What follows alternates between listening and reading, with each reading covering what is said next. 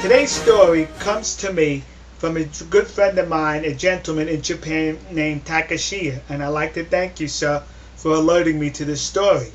What the story is about is a Chinese student attending Duke University here in these United States in the state of North Carolina. Before I get into the story, let me show you what else took place at Duke University by the communist Chinese students. That's right, I'm saying communist, because they were waving a communist flag. Look at this. To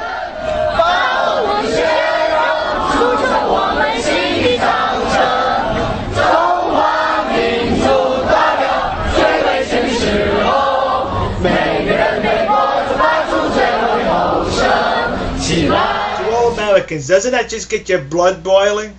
You have foreign students welcomed into this country, and then they're going to wave the flag of their homeland into this country as a form of protest and or support. See, that's what angers me. Sure, you could come to this country legally. You could protest. You can demonstrate. We love to see that here in these United States.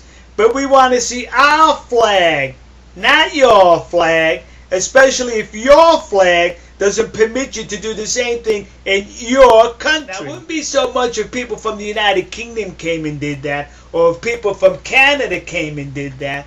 But what makes it more offensive is that when people from communist China come here and do that, they're abusing their rights, because they couldn't do that in their country. Now, can they? Can we all say Tiananmen Square?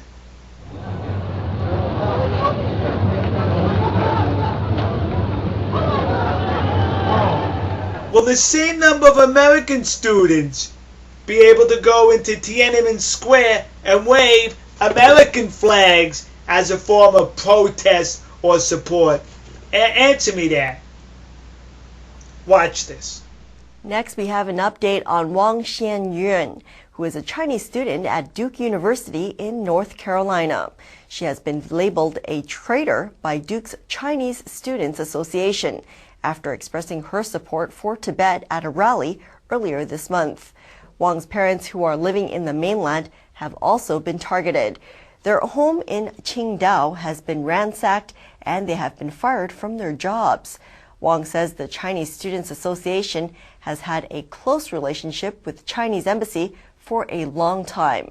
Law enforcement agencies in the U.S. are now investigating the student organization. Wang Qianyuan recently hired a lawyer, and she says U.S. police are protecting her.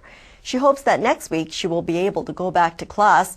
She said that while some Chinese Americans are supportive, the majority of Chinese students have deliberately alienated her. The wave of fanatical nationalism in China is influenced by China's official media, which is very misleading.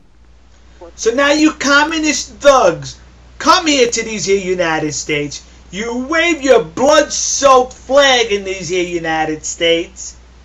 And now you're going to intimidate somebody in these United States as if it was back in your country? No, that's not going to work. You must have us confused with some other folks. You're fooling around with Americans. And the only reason why you may be able to get away with some of those antics is because you're on the campus of Duke University.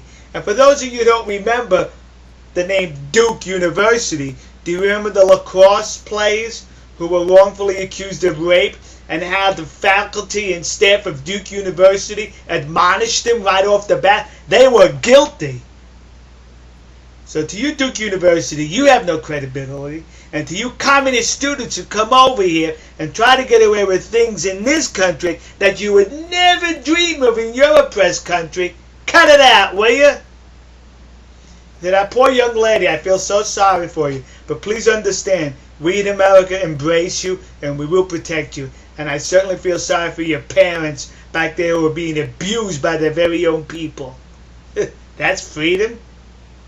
All right, Americans. God bless you. God bless America.